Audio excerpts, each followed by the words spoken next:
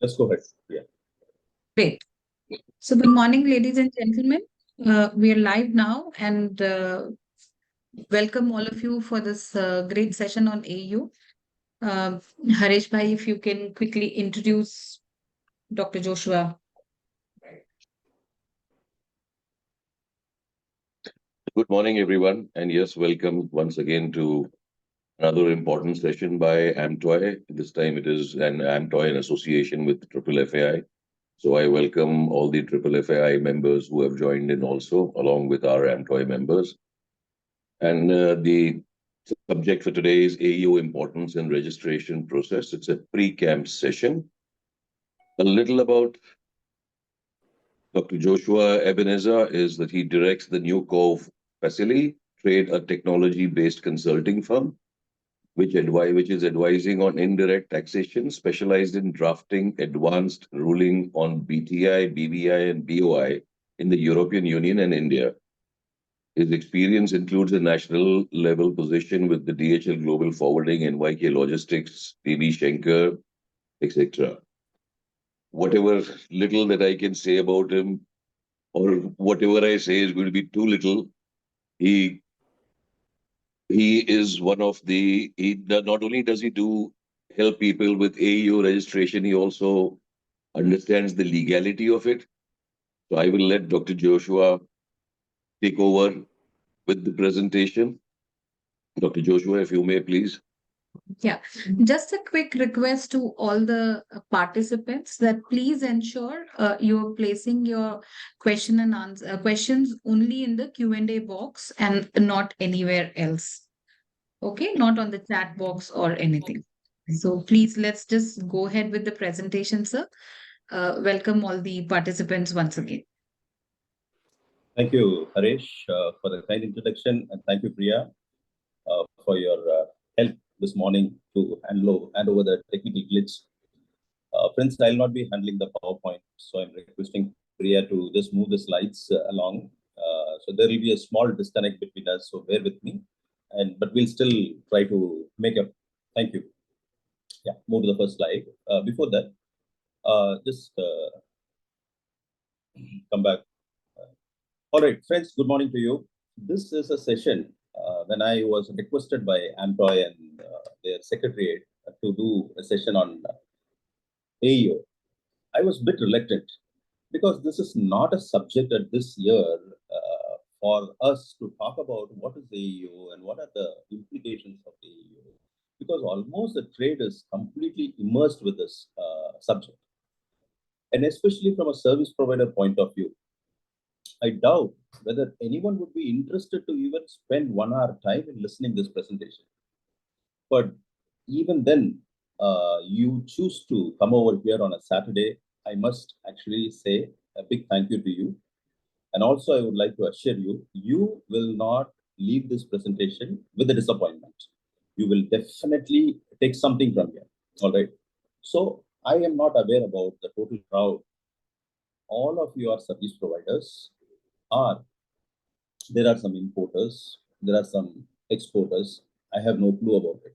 I'm assuming it's a mix of people that attending the session this morning. When we talk about this particular subject, this has a lot of implications. A subject which is supposed to be flying very high, but it did not take up the way in which that it should have gone in India. Why? We will analyze those things as well a little bit. And during my course of interaction with the trade, many people say that this is something waste of time. AEO, I don't know what tangible benefit that we are getting. There is no substantial benefits. Many traders are saying, why would we need to go for AEO? The facilitation itself takes care of 85% of our information. As long as our data qualities are good, why would we go further down? So today we are going to have this session in 3 different parts. One, we will talk about any concept that we need to have some historical background.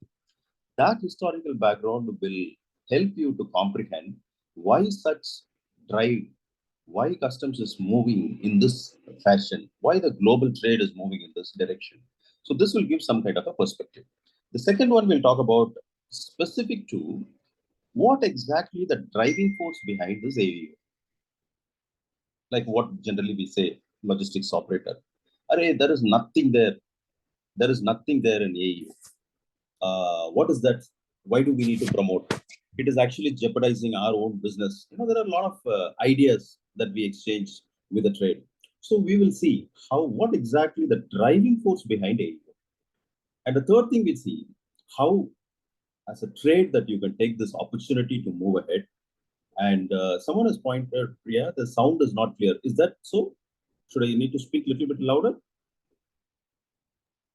The I'm sound just seems pretty clear, actually. sound to us looks absolute clear. I mean, there is no problem. I don't know why too few people are saying the sound is very feeble. No, Um, it's good. It's good. it's All right. perfectly. I mean, I don't know if the others in the it is Okay. okay. So a couple of them have come back saying it is okay as well. So the people who are having low sound, I request please ensure your volumes are full in your own system and that you are also sitting in a less crowded place. So most people have come back saying the sound is absolutely clear, sir. All right. Thank you. So let's go to the first Thank slide. you. Yeah. The main fundamental reason behind this drive, AEO. Most of you think you've been hearing, some of you people are not aware about it. You're thinking that it's an Indian customs program. Some may say, yes, this is safe framework. But I would like to bring in some perspectives here, though it is not there in the slide. In the year 1997, generally, why do we need a security program? If I'm addressing you in person, I would have asked you some kind of a questions to get your response. Since we are in the virtual world and we are having paucity of time, I'm straight away going back to 1997. There is a company by name Intel. All of you definitely are aware about Intel because we're using their products. Intel had a major challenge globally transporting their goods from one place to another place. When they started transporting the goods, like what we see in the movies, containers are getting hijacked, cargoes are getting hijacked, stolen, pilfered. Not in India, in global level, in developed countries as well, because there is a huge value behind these cargoes, the processor, other motherboards, and all. And Intel doesn't know how to control this. They know there is a security lapse, so but how do we put across a process? So they created an association called Technology Association, the TAPA, TAPA. What does TAPA stands for? Uh, Technology Asset Protection Association. This was the name given to that association at that point in time. So they ensured there are a lot of safety measures deployed. For example, when they move the cargo, there is a cargo integrity. Completely, it is the truck safety, cargo safety, the people safety, the process safety, the premises safety. So they defined a couple of standards to make sure if they need to transport their cargo from one place to another place, these security measures are not negotiable. When this becomes very successful, when their ROI started going up, other technology companies started eyeing on this and saying, why not we implement this process?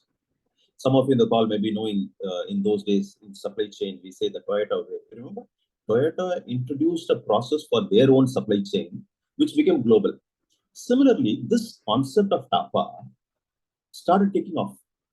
While this is going on 99, 2000, catching up the technology company, exactly 9/11 happened. So during that phase, US was US was completely rotten by this incident. At that point in time, a commissioner by name, Robert Bonner, he brought out three significant concepts.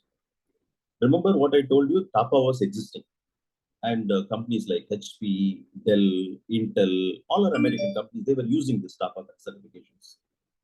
When 9/11 happened, Robert Bonner came out with this idea saying that Container Security Initiative in the year 2001. So he was taking one step ahead. I'll explain in the next slide what is Container Security Initiative. He also brought in another concept called Customs Trade Partnership Against Terrorism, because the whole impact because of terrorism. So he wanted to protect his homeland by way of putting some process. That is a time when he was looking for standards. What kind of a standards that we can adopt No. Stay on the earlier slide. Yeah. What kind of a, when I say move, you move, Priya. What kind of a standards that we need to maintain? At that point in time, he adopted, because how do I say, where I present that situation? No. Whatever that we see in Tapa is completely adopted. I'm using the word not copied, adopted in CityPad. And CityPad became very efficient program. For those people who are not aware about what is CityPad, I'm sure few of you have heard about the name. How does it work? I'll explain you. Assume there is a big importer in India, in US. When the US wants to make sure that they check every goods, documents, obviously what is going to happen? Delay. In order to circumvent the delay, they said that if anyone who's coming forward and enrolling into this program called CityPad, we will be giving you a lot of consideration for them, which will save cost, which will save time. So let's use one renowned name globally called Walmart. Walmart is an importer. US is an economy which consumes a lot of goods. When Walmart imports goods into US, they procure goods from many Far East countries. Let's assume India is one of the countries. When they procure goods from Ludhiana, from Bangalore, Chennai, whichever the part of the country, it all collected in one region by a sourcing agent, and they export it, consolidate it, and they export it. This is what AMTOI and other people, you are all familiar with this consolidation business. But when Walmart wants the certification in US, the US Border Protection Force sends their officers to India, all the way from US to India, to verify whether the sourcing agent is having a sufficient good process to control the flow of goods. Process. We talk about process, SOPs, flow charts. This is what I meant as process. Then they say, what kind of a security measures that we have for transporting the goods from the factory to the CFS or to the port? Is there any options available for anyone to lay hands onto the cargo, or it is completely a secured movement? Does it have the one-time seal? Is there those days there is no GPS? So what kind of a safety measures are deployed by the transporter or the freight forwarder or whoever the consolidators? And they check the flow of documents and also the people. If they are satisfied in all these aspects, they give some weighted average score for Walmart. If Walmart passes this test by having a significant number, the threshold, they will get the CityPad certificate. Else, Indian sourcing agent will get a report from Walmart saying, our customs have denied the CityPad certificate because of these gaps. Kindly rectify these gaps and give us the proof. And once the sourcing agent rectifies the proof, the processing will start and Walmart will finally get the certification. This certification ensured, number one, a privilege. Like we all pass through toll. 100 cars are going on the toll. There are few cars are moving through ETC. So the people who walk through ETC, they always think that they are privileged people. They don't need to stop. Other people, they stop when they intend to change. So likewise, the movement of cargo that comes into US just cleared in the green channel. So that is how people felt the privilege of using CityPad. So this started in 2001. Container Security Initiative, CityPad, and 24/7 rule. By this time, next slide, please. By this time, the role of customs, can you shift to the next slide, Priya? The role of customs, ever since it is known globally, customs is there to levy duty and to collect the duty. These are the two roles of customs. Nowhere you will see customs is doing anything else.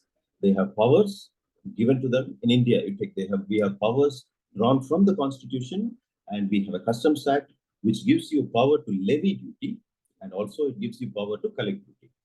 But post 9/11, they were also entrusted with additional responsibility of national security and anti-terrorism. If that be the case, what customs needs to do differently? So they thought the best way to collaborate, the best way to secure our boundary, we have to connect with the operators. Today, AMTOI, FFA, and other associations are there. They said partnership between customs and international trade operators. Unless the trade operators and we speak together, I don't think so that we can collaboratively do anything. So they said we need to give minimum trouble to the trade, and we have to also tell the trade to avail certain benefits if you come voluntarily and do this. The significant result is going to become you will get a membership, reduced inspection, and you will get some kind of a advantage country specific. Next slide here. So this is how a process kicked in 2001, 2, and 3. I told you in the beginning there is a container security program. What is container security initiative? Identify high risk container. There are various permutation combinations that they use. If such and such goods are transported from this geographical location, they are vulnerable for XYZ reason. So we have to pre-scan that at loading port. So the loading port were instructed by US that if you want to send a goods to our country, you should pre-scan with this checklist. So they're given them a checklist. It is not scanning actually, checklist. So is he a regular exporter? Is there a spike in the exports, or is there a, there are a lot of criteria which were mentioned, which is irrelevant for us to know now.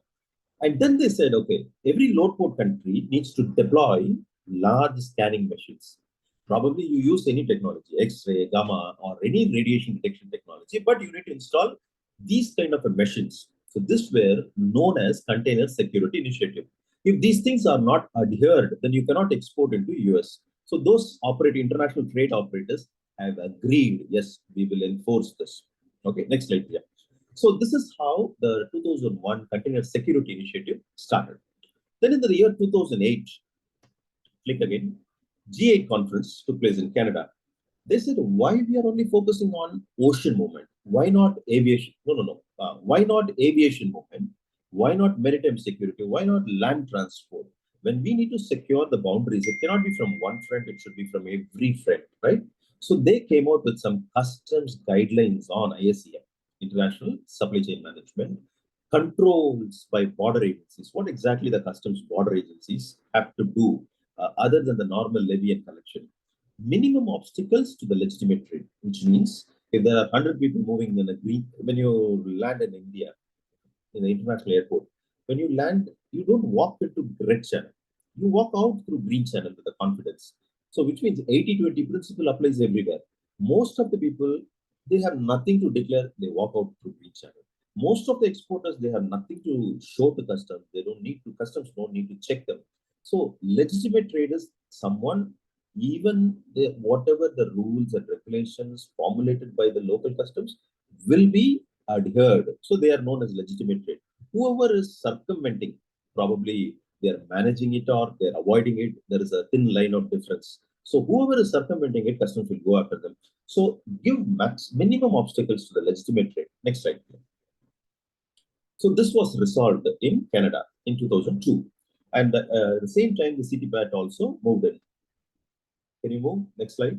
Are you there? That is the time, exactly 2005, we had an organization, an intergovernmental organization called WCO.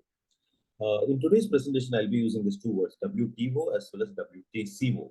So don't get confused, because WTO is a powerful body. Any agreement which we agree to sign, we agree to work upon, has legally binding on every member countries. But WCO, World Customs Organization, is an intergovernmental body. Every country's customs is only members, no public, no trade, nobody. Only the members are customs. And the directives are given by WCO, which will be implemented by every member countries across the globe, whoever party to WCO. So the high-level strategy group at that point in time in June 5, they said, okay, now we will adopt a framework called secure and facilitate. First, you secure the boundaries, and then you facilitate the legitimate trade. So this framework of standard developed by WCO by then, and again, I am forced to bring in some relevance here. How did WCO brought in? When I initially mentioned Technology Asset Protection Association had some concepts, some safety standards, which was primarily used by technology companies. Later on, as of today, it is renamed as Transported Asset Protection Association, which means everyone who is transporting are adopting TAPA standards. So TAPA standards, they say FSR, facility standard requirement. If there is a warehouse, see today, if you have a warehouse, you may say we have the state-of-the-art warehouse. How do you say? We have biometric system, nobody can enter. We have CCTV cameras. We have security guards, visitors process.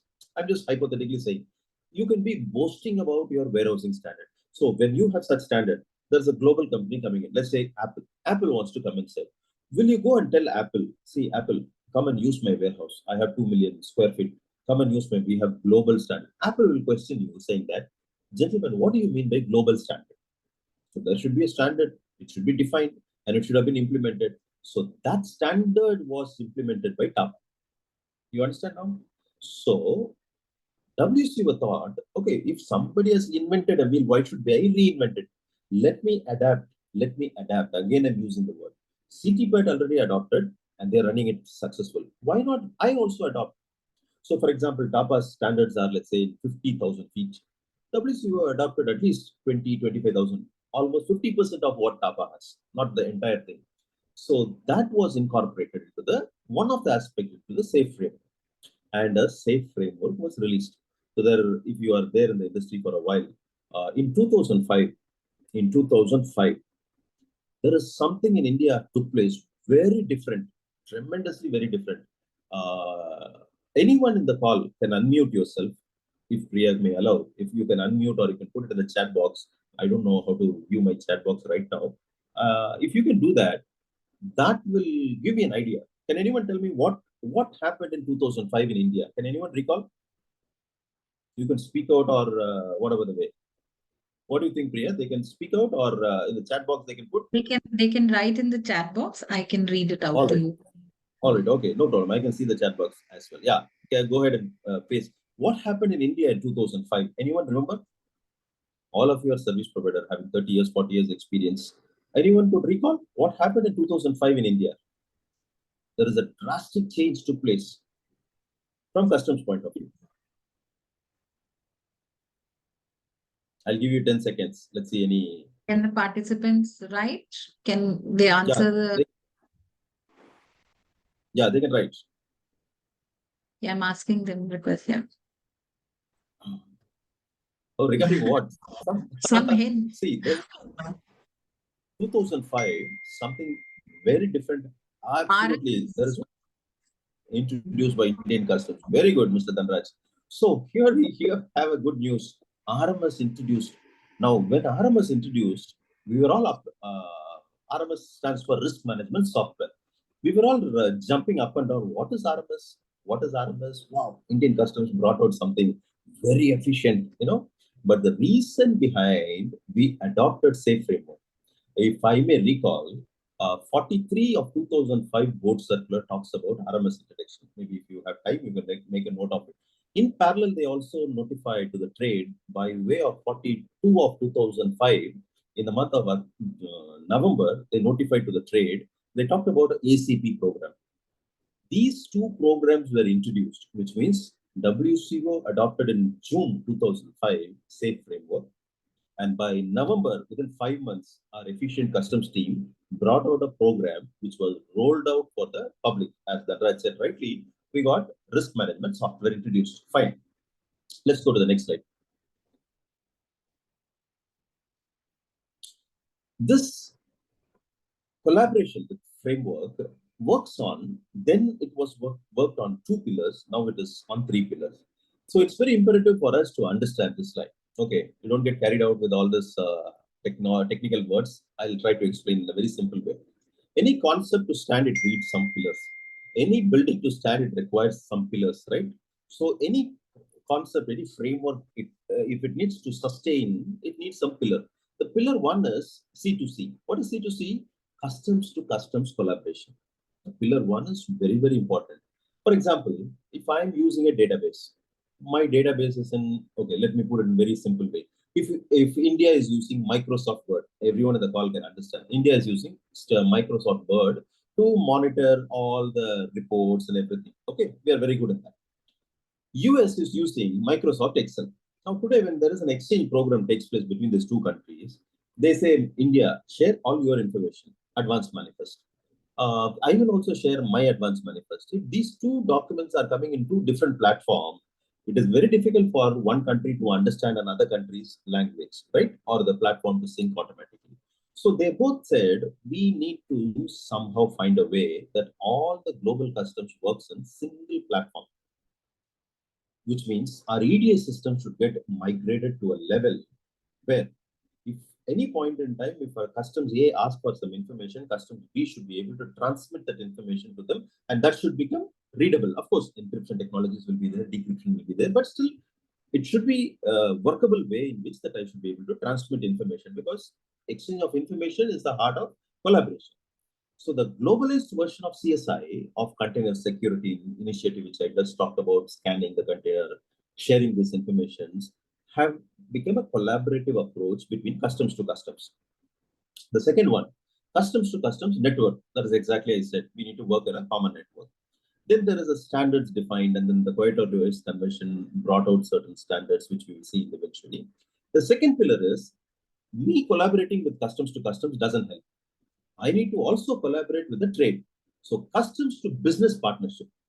So already in the US, in the year 2002, customs and trade partnership against terrorism established. There is a program up and running. So we can say the globalized version of CTPAT has become a safe framework. So which means you should not get confused when you hear about AEO, CTPAT, all define same. Maybe different countries. In one slide, I'll try to explain how different countries are having different names. Okay, so these things were there. Now, customs to customs partnership established. Customs to business partnership established. Now, what is remaining? Will the trade be successful? No, they faced problems. From whom? Participating government agencies. What do you mean by participating government agencies? Because customs is a nodal body to fulfill. If there is an IPR enforcement, customs is responsible. If there is a FSI, if there is a plant quarantine, if there is an animal quarantine, any implementation needs to be done by any different ministry through a law that will be enforced by customs. So these agencies also should be collaborating with us. Otherwise, if I try to create a program and I say within 24 hours I want to clear the shipment, but these agencies comes and says, for example, additional drug controller. No, I want to have cross sample and test it. Only after I give a report, you'll be able to clear that. What happened if it's the entire purpose, right? So the collaboration for the third pillar also brought inside the safe framework. Next slide, please. So this is how any reader needs to understand that our safe framework stands on three pillars. You see, in any organization, there's always a smart ally, right? When someone very innovatively brings in something, they will not be able to tolerate. Immediately, they will try to bring in something else to shut down this idea, right? It happens in every organization, in every government, everywhere people say, "Arey, isme kya hai? I can do much better than you," right? And US being a superpower at that point in time, now we can call it as a superpower. At that point in time, they said, okay, WCO brought in safe framework. Let me bring safe port act. It just a contrary thing that which they brought in. And they said, my 2001 CSI, now I'm codifying it as a law. My CTPAT, I'm codifying it. And then they said, look, I don't care about you guys. I'm worried about my country because I'm the one who took the hit of Bin Laden. So I have moral responsibility to protect my countrymen. So what I'm going to do, I want every containers which is inbound containers coming in, it has to be tested and it has to be scanned. How do I do that? I notified 22 ports. If any container calling into this 22 ports, definitely these containers are bound to be scanned because they use one word called safety. Now, in the WTO terminology, we have this NTB, non-tariff barriers. The non-tariff barriers of WTO also very specifically says that trade should not be disturbed by a country by way of putting some process, putting some standards, putting some technical regulations. Trade should not be bogged down with this. But at the same time, WTO NTB also provides the scope in the event of national security, you are free to do. In the event of protecting your human, plant, animal, you are free to do. Environment, you are free to do. This is the concept and exception for NTB, which is prevailing. All of you, some of you may be aware about it. So US said, it is my national security, it is our people, so I want the container, inbound container coming out to be scanned. And then they also went ahead and once said secure freight initiative, which means especially these three ports, that is New York, Los Angeles, as well as San Francisco. Any container calling in these base ports, it has to be 100% scanning. You know, all people who are in the liner business or NVOCC business, you know, the gateway ports. Is there any container which even if you want to go to Chicago, you need to go through a base port, right? Because anywhere you need to access a landlocked port, you need this base port. And if a container is falling there, that is to be scanned, which means imagine the repercussion, what would have been for global trade. Next slide here. How this safe framework, safe port act became failure in 2006. WCO lobbied against this 100% scanning. They said this is absolutely in their own terms, I don't know. They objected it. Okay. National Commission on Terrorist Attack, they also advocated saying that was knee-jerk reaction we appreciate, but not the way that 100 people are coming. If I started telling all 100 passengers in the aircraft, I need to frisk them. It doesn't work. You pick up intelligence and you take one or two people, and then you allow the remaining 80 legitimate people to walk out. So use risk assessment. They also advocated for risk assessment. Then WCO Policy Committee passed a resolution. This resolution, number one, 100% scanning is always detrimental. It may be advantage to you, but detrimental to world trade. Number two, it, as I predicted, it said it's a significant non-tariff barrier. It is definitely not acceptable according to the WTO non-tariff barrier agreement. NTB as an agreement itself. Earlier, NTB and SPS were together. Now SPS split it out. So NTB is not a concept; it's an agreement itself. Trade facilitation and logistics efficiency definitely will go down. Today, we all sit in a boardroom. Exporters are calling you and saying, for me to move this cargo from this place to this place, what is your transit time?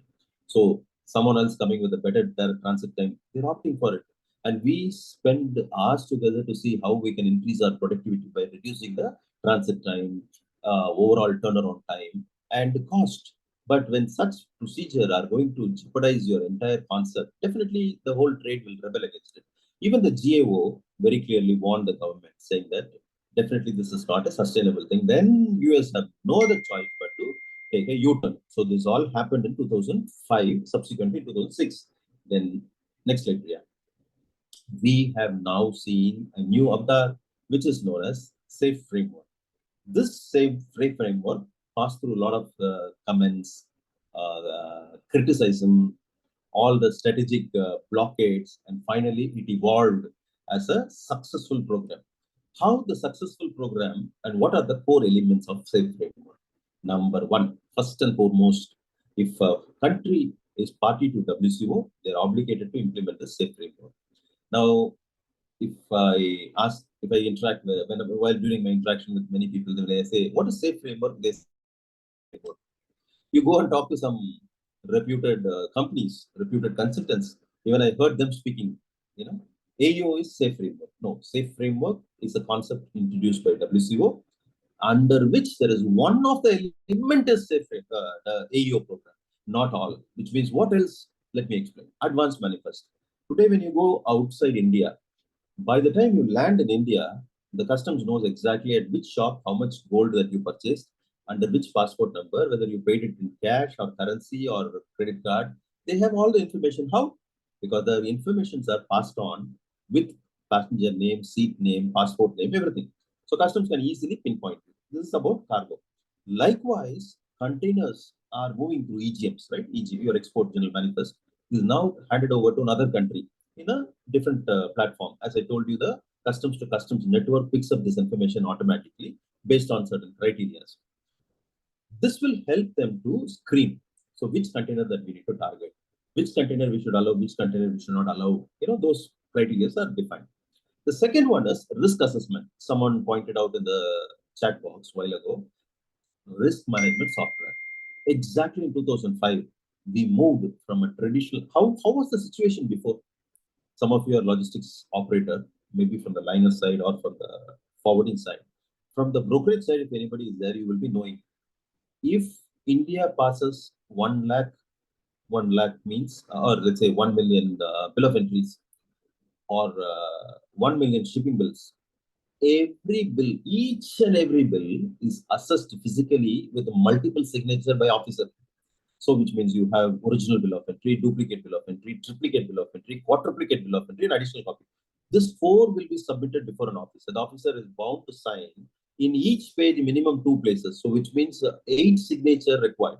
So if one bill of entry takes 5 minutes, imagine in a day how many bill of entries an officer can pass, and subject to his availability. Up then how many offices are required, and what do they do end of the day? Do we give time for him to check? Nothing.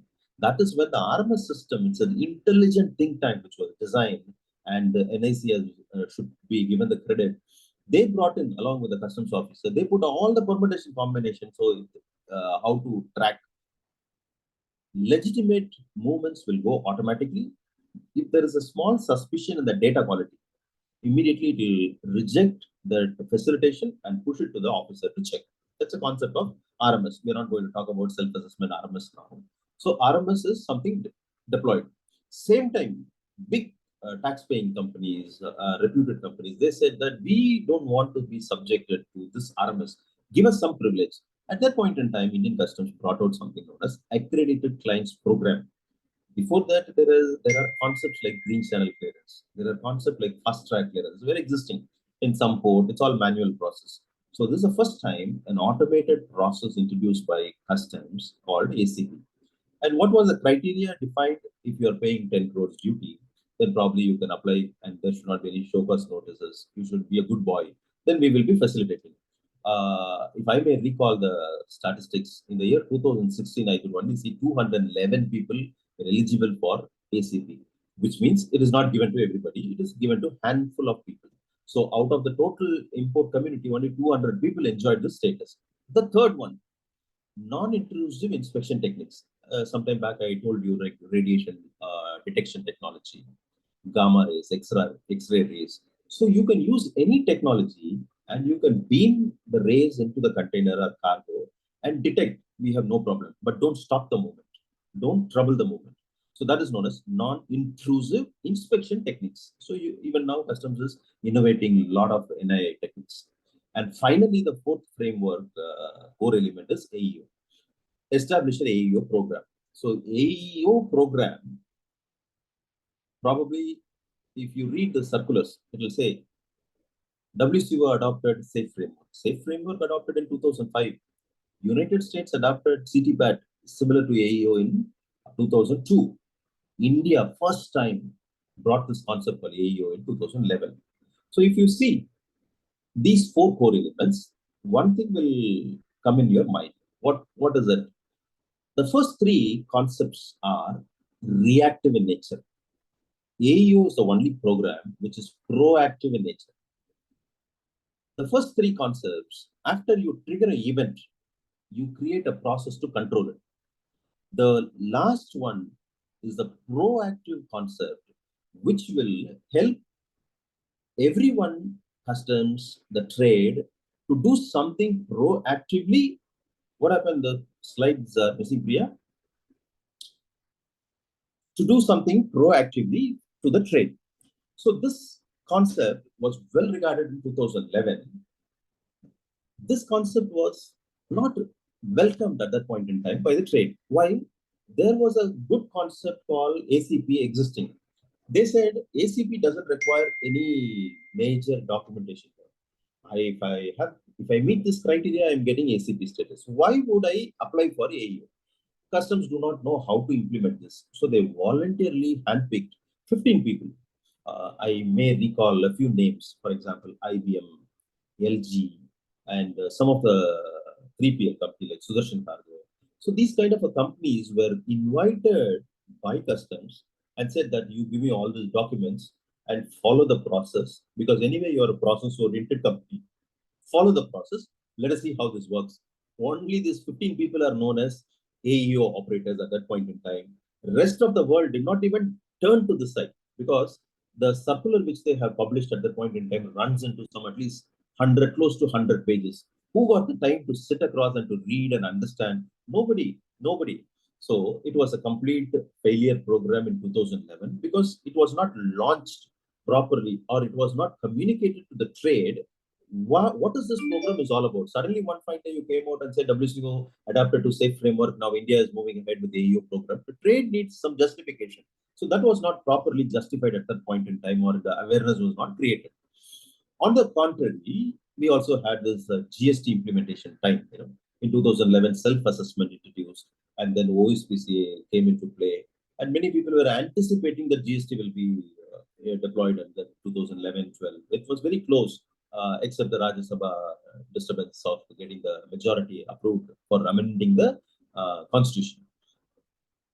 Most of the powers, most of the machineries from the central excise, service tax, officers were all trained to focus on GST. So somehow the program did not get any attraction from the trade. So it was going on. In the year 2014, most of you are aware, we signed a TFA. TFA stands for Trade Facilitation Agreement. And 2017, it got ratified and got implemented in India. What is ratification? When 2/3 majority of the members signs an agreement, then obviously that date will be known as entry in force. So the entry in force came on 22nd February 2017. So when that year, 2017, this got implemented, around that time, we also came out with a revised AEO circular, which is currently popular, known as 33 of 2016 AEO circular. That is where Customs said, if I need to attract Indian exporters and importers, I need to give them some substantial benefits. Unless I don't give any benefit, why would they come and enroll voluntarily into the program? So they came out with a circular. That circular has post of benefit that we will be seeing it now. Yeah, next slide, Priya.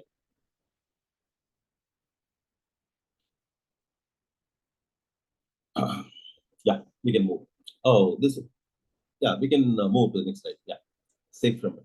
So this is a slide which will help you to understand.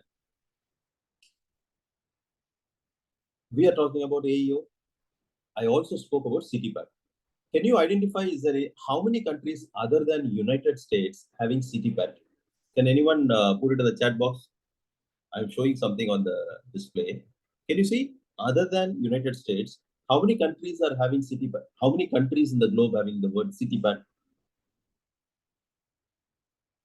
Can you see the screen? Thailand is adapt. Thailand is using the word CTPAT, right? Very good.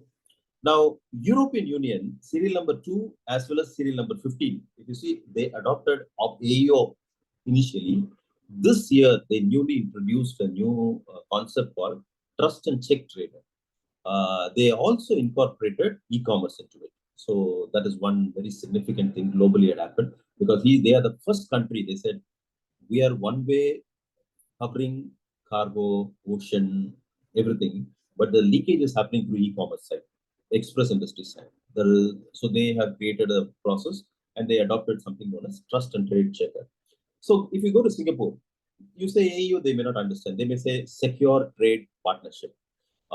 If you go to different countries, you will have some different. Australia, for example, Australian Trusted Trader.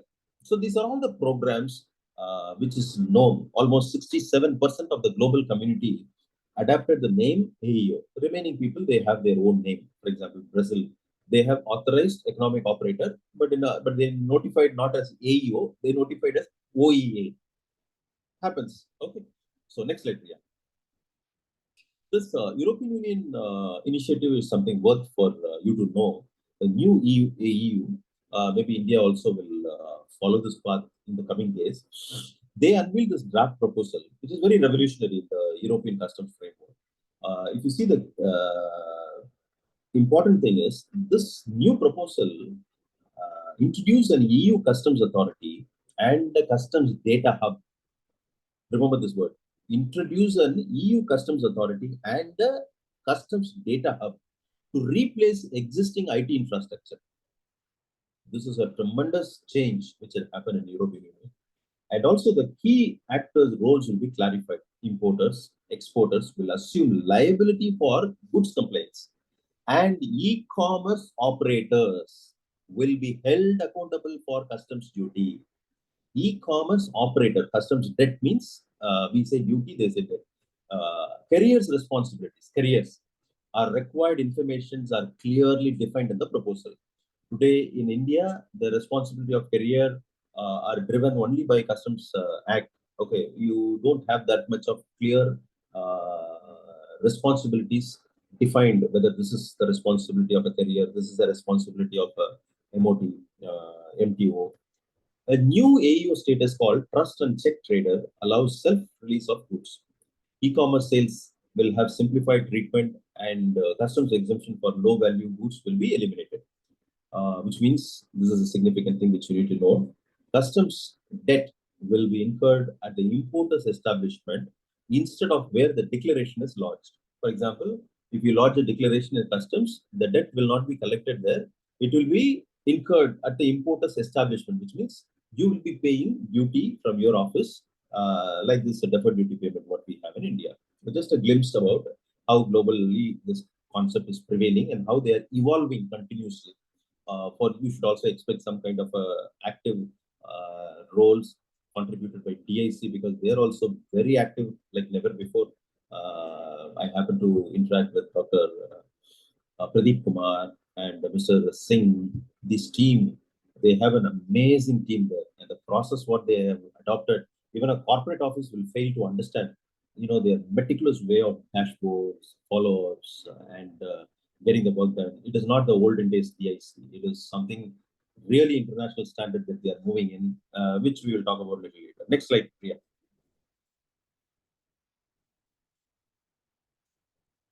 Finally, we are in India now. So all of you now got a very clear idea. In India, WCO Safe Framework got adopted in 2005. Does that stop there? No. I told you in the beginning that I'll be using two different words. One is WTO, one is WCO. Now I'm bringing WTO. World Trade Organization Trade Facilitation Agreement came into play, right?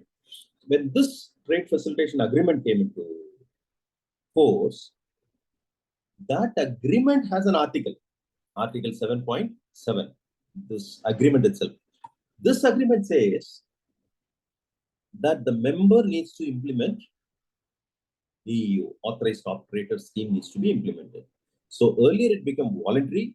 Now the member, that is Indian Customs, are also in a way bound to fulfill this. Next slide, Priya. In India, when it was implemented, this is a journey. What you see, 2005, you got the safe framework. Then it becomes RMS. Important thing that happened in 2010 called 1.5 version upgrade, and the AEO pilot project introduced in 2011, and AEO revised. The current one is in 2016, and then I have put MRA. Anyone in this group can say what does MRA stands for? Let me see the chat box. Okay, you can give a try. Please type what is MRA? What does MRA stands for?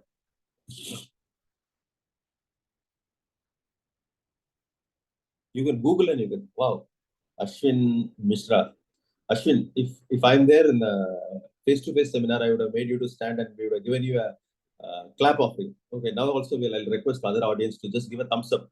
You just give a thumbs up to Ashwin, appreciating his insights. No one is giving a thumbs up.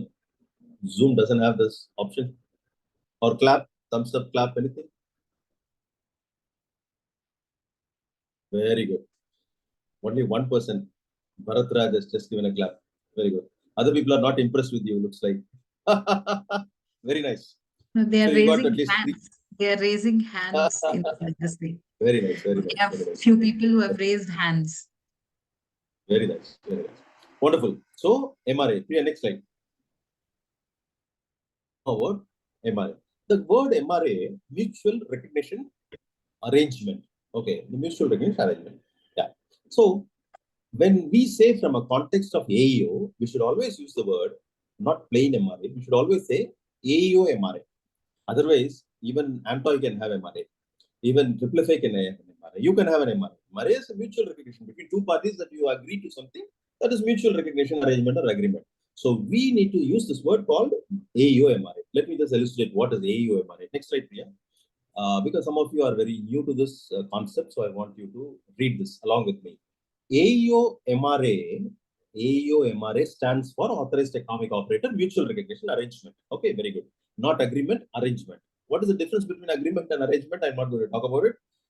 It is an implicit word. It is an agreement between two or more countries that recognize and mutually accept AEO status granted by each country's administration, which means if I am India, if I have an MRA with another country called South Korea, if my exporter in this country can enjoy certain benefits, which I offer to them, South Korea will reciprocate the same by accepting it. Next slide, Priya, which will give some different insights for you.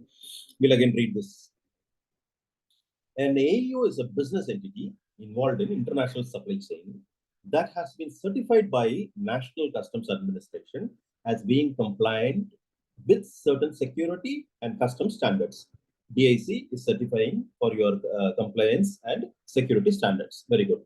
The certification signifies that the business has a secure and compliant supply chain, which in turn can lead to various benefits such as simplified customs procedure, reduced inspection, and faster clearance. These things are inevitable, which we are aware about it. Next slide here. Now here, the mutual recognition arrangement, read this very carefully, that MRA takes AEO concept to a new international level. Now, you may touch your heart and say, have you ever thought about what is MRA? The fulcrum of driving force of AEO is MRA. But we forgot conveniently about MRA. We were only going, every LO will say, Mereko kya milega from customs side, what will I get? This was the expectation. In a forum, I said that I used the same word. The trade needs to understand these concepts. Then we will be ashamed. I'm not worried about using this negative word. We will be ashamed for going back to customs and asking, give me something.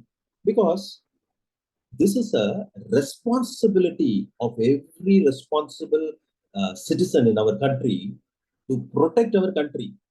When US was so proactively, 1 year down the line, they brought in a program and they protected it completely. And we are almost how many years? Close to more than a decade.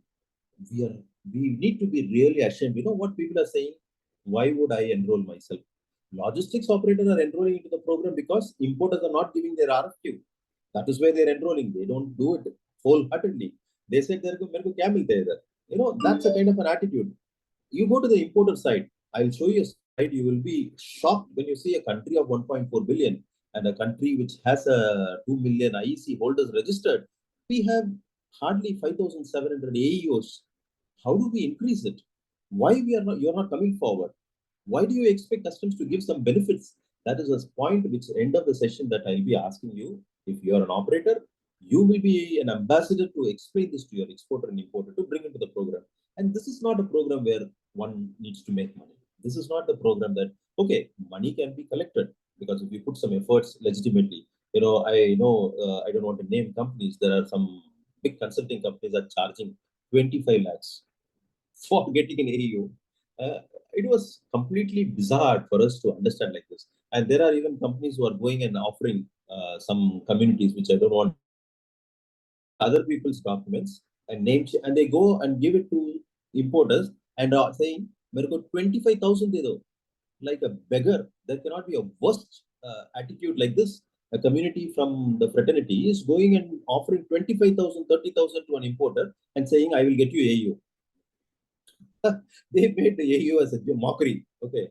But that's because people have not understood. The main reason of this session, the main reason I'm taking out time and trying to explain to you is to change your perspective. Because what I'm going to share from now on, you would not have heard anywhere. If you hear it, you grasp it. Then you pass it on to your trade and make this country a secure country. You know, the entire drive is done with one objective in mind, national security. All right, let's read together. When two or more countries enter into an AEO MRA, they agree to recognize and accept AEO status granted by each customs administration. This means that a business certified by AEO in one country will receive similar benefit and treatment in terms of customs procedures and security when conducting trade with another country. Next slide, Priya. So MRA is something which we need to eye for it. Okay. This MRA enhanced trade facilitation. It promotes security in the global supply chain, improve efficiency of customs process, fostering closer cooperation and trust between participating countries and customs authorities. Fine. The next slide will talk about a graph. This is not something I'm going to explain, but this will give you an idea. The mutual recognition arrangement is not something that I sign an agreement and I send an email to you. There is a process defined in the MRA manual. How each country needs to work with another country. What are the exchange of informations? What will get facilitated has been explained in this flowchart. Probably when I share this presentation, you can go through on your own. Yeah, next slide. So when a country like India, when I talk about MRA, you may have a question. I never heard about MRA, not even in any notifications. What is this MRA is all about? You're telling MRA is a fulcrum, and India is having currently 5 MRAs. One with South Korea. Hong Kong is not currently operational. I was learned for due to some technical reasons, so you can discount that. So UAE recently we have an MRA. United States we have an MRA. Taiwan we have an MRA. You may be wondering, no one told us what is MRA. Second, we are not even aware that we have MRAs with these countries. If that be the case, if some of you are there in the call, you wouldn't be surprised to know how we can make use of this MRA. Now, the next slide will tell you. Yeah, please. Next slide, please. The other MRAs that we are opting is with the other countries like Japan, Australia. Australia, last week you would have read in the newspaper, CBIC, government cabinet has already approved. Just a few signatures are awaited. And then we will have an MRA with Australia as well. Eastern African countries, it's a consortium of 7 nations. There are many countries, 13 countries plus are there. But still, we choose to work with these 7 countries. Our DIC is working very actively there. Japan will get closed very faster, Russia, and many other countries. So in the future, at least in 2023-24, you will see a lot of MRAs are coming out. A lot of MRAs are coming out. That is when your exporters will get the utmost benefit. Next slide, Priya. How do we get access to MRA? If there is anyone like yellow, please take this message and pass it on to T2. MRA is not available for T1 operators. So if your customers are T2, just log into this portal, fill in the MRA form, then you will be given one OBIN number, Overseas Business Identification Number.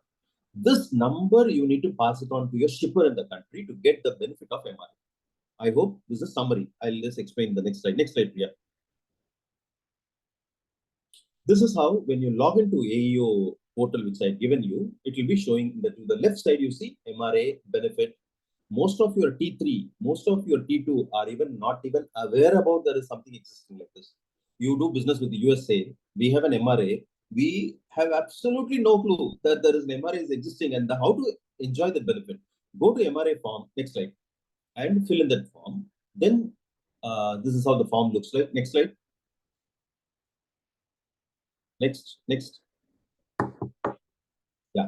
If you're not filling MRA, you will not be provided with OBIN number. So MRA form is mandatory. Next slide, Priya.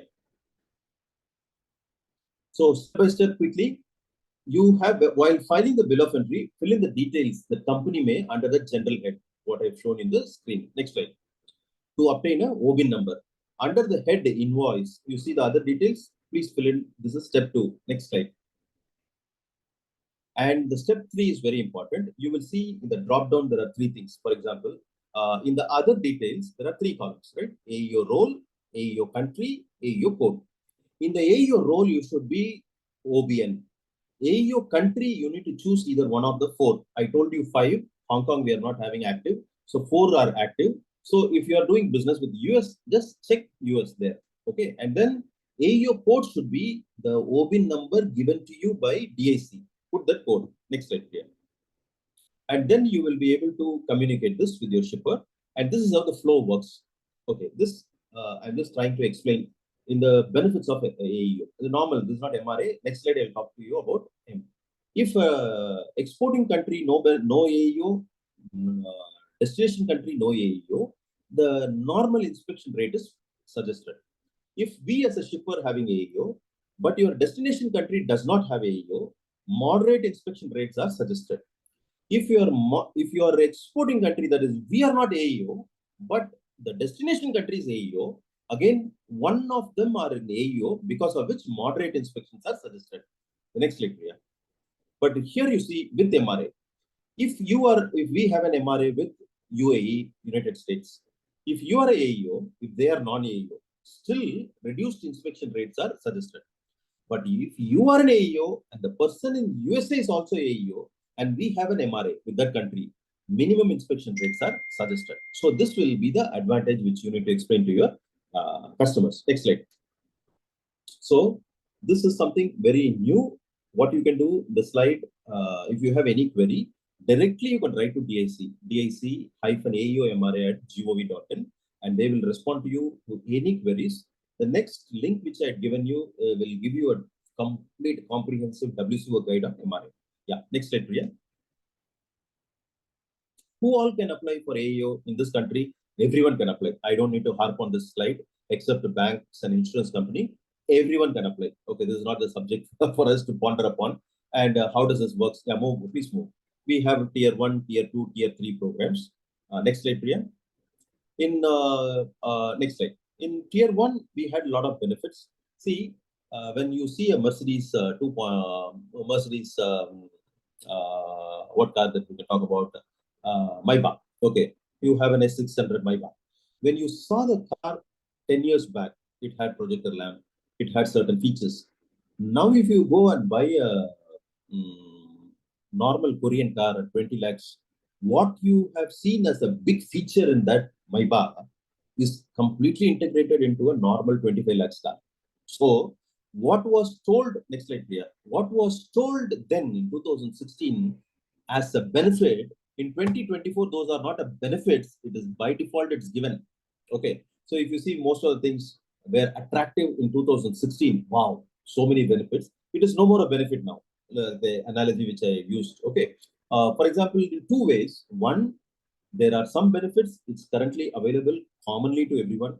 There are some benefits, what they have said has been withdrawn. For example, bank guarantee. They said for Karotar implementation, there is no bank guarantee applicable of AEO. It's withdrawn.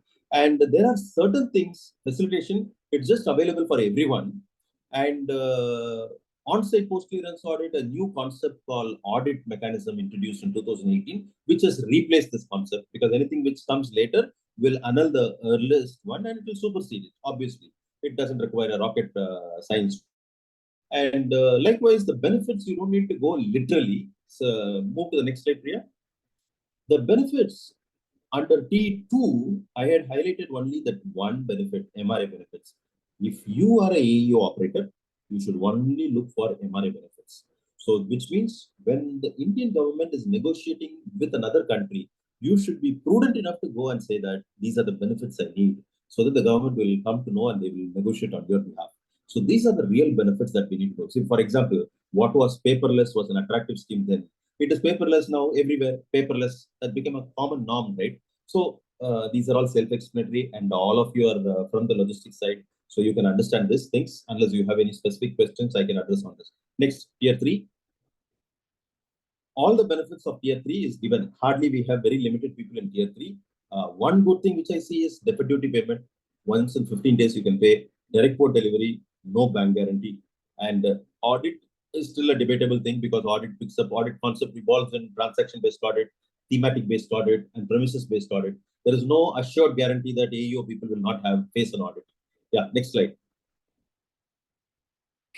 Logistics operator who are present in the call, probably these are the only benefit. If you are a logistics operator, your bank guarantee waiver and you are running bond, customs broker will have this benefits, custodians will have this benefit of 10 years and the bank guarantee waiver. That is one significant. If you're a CFS operator, the bank guarantee waiver will save a cost, big significant cost for you. Okay, yeah. Next slide. What are the eligibility criteria to become an AEO? Next slide, Priya. What are the eligibility criteria? The first and foremost thing is what they're saying is AEO is meant only for importers and exporters. Last 3 years, how much duty you have paid? And if you are convicted by law, next slide, if you're convicted by law by way of a show cause notice, and if there is a disputed demand or if there is a disputed amount asked by customs, and that amount, nobody can say that I don't have a show cause notice. Invariably, that at some point in time, there would have been a show cause notice issued to you. It's okay. That amount should not exceed 10%, which means of your total duty paid of last 3 years. If that is the case, you will be eligible to apply. But if you have involved in any fraud, forgery, clandestine removal of goods, service tax collected or GST collected not paid, definitely no AEO for you. Okay, that is a criteria which was set. In future, if the government reviews on a merit basis, that is different. But of course, the discretionary power is always there with the DG, and he can take a call on that. Next slide, yeah. So this becomes a very significant thing for everyone. Getting an AEO is not like getting an ISO. I got an ISO, now I need to move for another certification level. You have to make sure that follow the process. If there are any mistakes in the process, you have to put a CAPA, corrective action, preventive action, and send the update to the AEO program manager and keep looking continuously for improvement process and keep upgrading your process. Yeah, next slide. Next. Today, as of now, I have done a comparison between India and EU. We call it as T1, T2, T3 LO. They call it as AEOC. C means customs compliance, safety, and full service. In the right side, you see, this is our number. 3538 is our number, as against European Union 8648. I am not comparing US. US numbers are very high. So, which means I'm just comparing it with European Union. They have in T3 8,800 people. We are about 119 people. So altogether, we need to, our total is 5,000. So we need to thrive. Next slide. We need to thrive year on year. Every logistics operator, next slide. Every logistics operator has a responsibility. Okay, I got AEO, I need to be quiet. No, you will definitely have to get an AEO. Then only you'll be able to participate in the business because T3 definitely demands that. But if you see the progress, AEO, yes, AEOF is just progressing. A country which is of all the global countries have understood WCO safe framework in 2005, but the choice that we took, okay, we will go in this particular manner, but we are too late. We have 5,000, where against the developed countries having 18,000, 19,000, and they're moving in a faster pace. So how well that we need to cope up and we need to move forward. Yeah, next slide. Yeah, so my contact details are there. Privately, if you want to ask anything, you can ask me. Scan the QR code and get the coordinates. Since I have a comment from AMTOI, 12:15 this will get over, so I had to rush. Okay. Otherwise, I would have stayed on slides a little bit and you could have explained it more. But I'm sure you would have got the best out of it. If you have any questions, I can take it forward. Thank you so much for being good.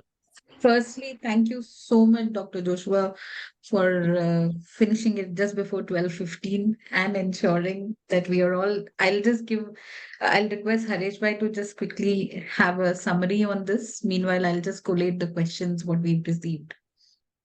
Sure. Dr. Joshua, you are an amazing orator, I must say that. You know, beyond just what you explained to everybody else, keeping everybody interested in this whole system and trying to make everyone understand the importance of AEO. So before anybody can say anything, I have to say one thing. My company is not an AEO, and I am definitely going to be one of them who is going to take the AEO. So I will put my step forward and say, and I'm sure, you know, we have Vasanto here also, whose company is again not an AEO. And the two of us are already in your camp. Everybody comes in or no. We are definitely there. That's from our side. And, you know, the basic fact of explanation about safety. Now, this is something that AMTOI has also been propagating with all its members. Not only with its members, we have an extended board. So we keep talking about safety when it comes to, you know, so this is safety on an AEO basis. We keep talking about safety on different other carriages and everything. And you mentioning these things have just shown that how important safety is. And it's not only safety of the country, but safety with other countries, which helps us, make better relationships with each other.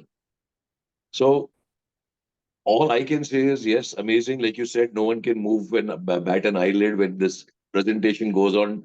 Trust me, I was looking at it word to word, understanding every word. And I am going to personally say that, yes, I will be going through this whole recording again at least twice, because as an expert, when you say some things, we need to understand that. And understanding is only when you can, it's like a book. You have to read it twice to know the real story and thrice to really understand the book. So I also recommend this to all the other participants who are here, that we will be sharing the recording and people should go through it, understand it, because and know the importance of something like this. So all I can say is, yes, thank you very much. It was an amazing session, very knowledgeable. And I don't know, Priya, so do you have questions? So Priya, can you take on the questions now? Yeah, give me a minute. So as Dr. Thank you, Joshua has Harish. also has also promised that he'll be holding a camp where he will help Yeah, us to. So if you can say a little more about it while Priya is collating it, yeah, we'd be happy to. yeah. First of all, Harish, I'm so humbled with your feedback. That definitely shows a very good sign that you have received it. So I'm happy about it. I'm glad about it. I'm sure the others also felt in the same way. About this whole drive, uh, the point of the discussion is today why people are not coming forward and doing it. One, they don't have time, or there is a cost element involved. I don't know if I need to go to somebody else, they'll be charging me something. Or third, they thought, okay, this is not something that it is mandatory for me to do it because it's a voluntary compliance. Why should I do it? Now that we understood it, the camp, what we are talking about is that a particular day will be defined and it will be 100% in-person session. 100% in-person session, no hybrid. Maybe if required, we can run it in because there are things that we cannot do it in hybrid manner.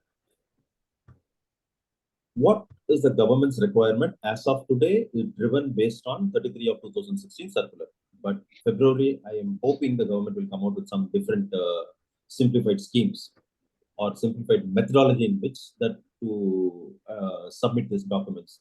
Today, we help you in the camp to give you formats, to handhold with you, to assist you to prepare all the lectures so that you are ready to upload your papers by 5 o'clock in the evening.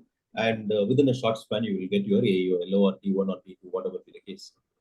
So our idea is to make sure at least 100 AEOs are done on one same day. So there will be a precursor Google form will be sent where you will be expected to have certain information, coordinates, credentials established because there's no point in you coming and sitting there and going into the AEO portal. We will tell you step by step what you should do before coming and attending the workshop. Once you do that, you come prepared, put up all the information in the drive, wherever it is, or keep it in your computer, bring your computer. You sit across from morning 9 o'clock to evening 5 o'clock, clarify all your doubts, you upload everything, and go back, the work completed. Spend one day on a Saturday or any one day. We will decide that with your secretariat and we will do this. So that if required, I'm also talking to Dr. Pradeep Kumar to take this assistance as well so that we can hear it from the horse mouth as well. So we'll find some kind of a better way to conduct this workshop and help the trade. People like Harish and other people can make use of this opportunity. Thank you very much. Like you said that, there were a few, why people are not doing it. I guess people have had a not so good experience when it comes to getting the, whether it is filling the form or uploading the documents or the delay in reply or whatever. And we have heard instances where, people have taken quite a long time, a duration where even renewal has taken a long time. So, and there have been instances when people have said that, there maybe that is whether there's exchange of some kind of amount that Yeah. you mentioned or That is something one like thing. that. Yeah. So That there is have one thing been which we can. instances, and it's just the fact that this was the main reason that, we wanted you to come forward and say. And to be frank, before I say it about anybody else, I also held back because of confusion and not understanding why other people are going through these problems. So, Priya, Absolutely. Yes. Definitely will understand. Thank you very much, Dr. Joshua. Once again, it was a fantastic session.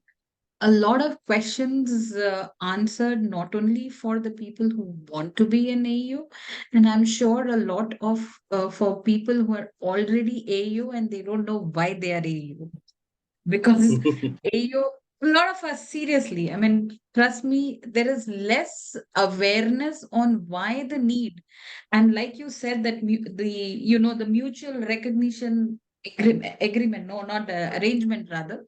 This is something which is really, really interesting. And it is time for the trade to start understanding that everybody is responsible for what is right. I mean, the correct way of moving, and that people should be able to trust us. So for that, the responsibility lies, in the insurance field. Usually, we hear cases where the normal insurance advisors who come to you for selling the product, they are considered to be the first set of underwriters. They Okay. are supposed to actually be the underwriters and evaluate the document. But what happens practically is that they are only focused on selling. They don't bother about actually reading the documents, and they end up misguiding sometimes. Similarly, somewhere, I think the logistics community or the importer or the exporter, in the process of solving a thing, they've started feeling that it is probably not necessary. People are not going in the in-depth of reading. It's not, they don't intend probably to do any kind of fraud, but unintentionally, unknowingly, we end up doing a whole lot of things. So I guess AO what is more important right now, once we are also doing this camp, is that we have more and more such AO sessions to understand in depth what we are supposed to do in AU, what all our team, every employee in our office, what they are supposed to do. So that is something which we will have to come back to you on. I have few questions from the people. Let me just bring the questions on the screen. Maybe some of the questions are already answered, but let me just see. Here we are.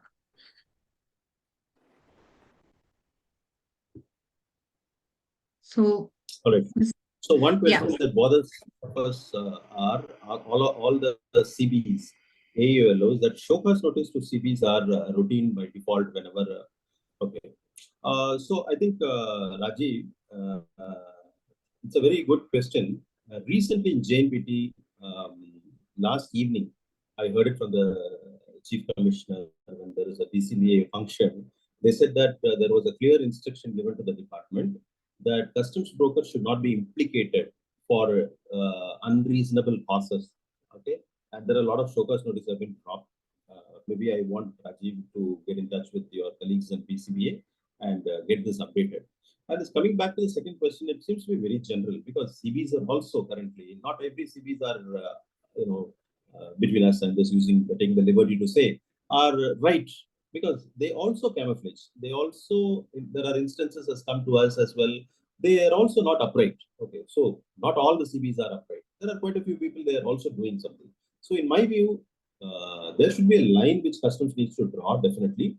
But this facilitation is not given to a customs broker. The facilitation is actually meant for importer and exporter, if you understand the concept.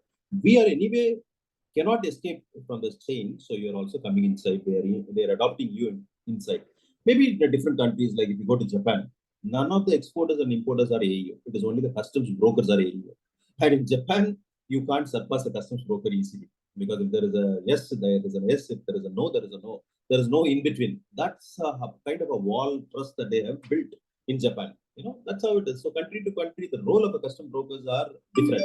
So generalizing it, and the customs is showing show cause notices. Yes, of course, reasonable show cause notice also there. Unreasonable show cause notice is also there. So we cannot generalize and make a comment over there. Maybe we can talk about it and see what we can do for the trade. Next, Michelle, we are LO. If we register MRA on portal for shipments to US, can we? Okay, CityPad said. If we register on the portal for shipment to USA, do we get recognized equivalent as CityPad certificate? See, Michelle, first point is CityPad and AEO both are same, but the LO concept is something very new to India, where we are accommodating the logistics service provider because they need to come into the play. In other countries, LOs are not given this much of prominence, number one. If you are exporting on your, if you become a SOR and if you have an LO, definitely you can apply for MRA because you are an LO. I do not have a direct answer for this right now because it is currently for exporters. But if you become a shipper on records on behalf of an exporter, then if you are able to get that OB number, overseas business identification number, then automatically the benefits is there. So the question is, DIC needs to recognize an LO as a SOR. Maybe I'll take a note of this and I'll clarify this to you, Michelle. Sir, what is the procedure for AEO renewal? It is online. Okay, this is, please read 33 of 2016. The procedures are very well defined over there. Shyam Prasad, could you please advise on below point? How much time does it take to register an AEO? If any customs officer delegation would visit FTWZ, and how much time will it take to register AEO? All right. See, the point is registration today with confident, I'm telling you, it is not like earlier. Now we are completely done away with physical submission files. Earlier, they asked you to upload. Bandwidth doesn't permit you to load more than 5 MB. Then you'll have to call the help desk to open additional space. That problems have been taken care of. Now you can upload directly online, number one. Number two, no need for physical submission in any nodal office. Number three, I will give you an ID, or I just mentioned, I'll give you an ID right now, or Rajiv also has an ID. Rajiv can put that ID in the chat box. After you submit, you just put it. DIC having a dashboard and they're monitoring it and they're taking action. They will never keep the file with them unless there is a reasonable queries. They just push it to you. And we are able to see the turnaround now happening quickly. So almost on a daily basis, it is being monitored very effectively. That's what in the presentation I said, that never before DIC is working more than a corporate company. So rest assured that whatever the timelines which is mentioned in the circulars are will be adhered. Okay, Jay, what about customs put penalty on freight forwarder or customs broker due to negligence of importer or carrier? See, the word negligence on account of whether what section that they are invoking matters, Jay. If it is 117, we have to see it in a different way. If it is 114 AA, we need to see it in a different way. 112 in a different way. Or if an importer is convicted under 111 MOD, then that's a different way. So we can't make a general statement.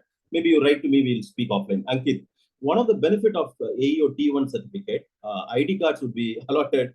This was yesterday morning. I was discussing about this, and even last evening I just mentioned about it. The Chief Commissioner Zone 2 gave a word. This will be taken on priority. This will be taken on priority. We have to do it. And next week also I'll be meeting and remind him. This will be done. Okay, next point. ID card is definitely is on the cards and it will be implemented in JNPT. The rest of the country also will see this. All right. Thank you for being a good audience and look forward to see you all in the workshop which is going to come. Do come and So, Dr. attend, Joshua, even if you are. Yeah, so give a brief to all the people. When do we tentatively plan this? But we have people everywhere. Can this also be done on hybrid model? That we be few No, this people is not done for various reasons. This cannot be done on hybrid mode. It will be only a face-to-face model, and we can't have more people. At least 50 people is enough for us. No, but So let's 50 plan people this. in 50 people in We'll one plan this location. offline. Done. Yeah, we'll plan Done. this offline. So Okay. once again for all the members, we are planning a camp. We'll depending a Google form would be sent for people, seeing how many people are interested based on location and everything. The dates would be announced shortly, and we will see how we will do it. Dr. Joshua has promised that once your form is submitted, within 15 days of the submission of the form, we will get you the AEO, and we will ensure that the day the camp is done, is organized, you are prepared well for the camp, so that you're also able to complete that in one day. So before that, whatever the pre-camp requirement and everything is there, we will be sending to you shortly on that. Thank you so much, everyone. Thank you for being a lovely audience. Thank you, Dr. Joshua. And Thank you, friends. Dr. Harish Bhai, any closing remarks by you so we can close the session? No, I guess enough has been said. We've discussed quite a lot. And trust me, we all need to take in a lot more by reading about it again. And we are already on the net trying to look at more things and on the AEO website to see what we can do just to understand it. So I request everybody else also to go through this whole presentation again, try and see what you can do on your own, even before the documents come in. Maybe you'll be more prepared to do something like this. And when the form comes to you, hopefully you'll be ready even before we anticipate that, everyone is going to be ready. So good luck to everyone. And thank you again, Dr. Joshua. Absolutely amazing. Dr. Joshua, we're going to have bare minimum 3 camps, because we have people from the western region, the southern region, and the northern region. At least 15 from each people. We may not be able to get 50 people in one place, but we'll force you to have 3 different, or the eastern region also, or eastern region also. But at least 3 sessions we are going to expect. So look forward to working with you. Thank you so much once again. Thank you, Vasant Bhai. Thank you, Harit Bhai. Thank you, Dev. Thank you, Thanks a lot. everyone. We just share them, tell them where, how will you be sharing the presentation. Everyone is asking them. So Yes, it'll be done. It'll be done in a day or two. Once the recording is completely available, we'll do that.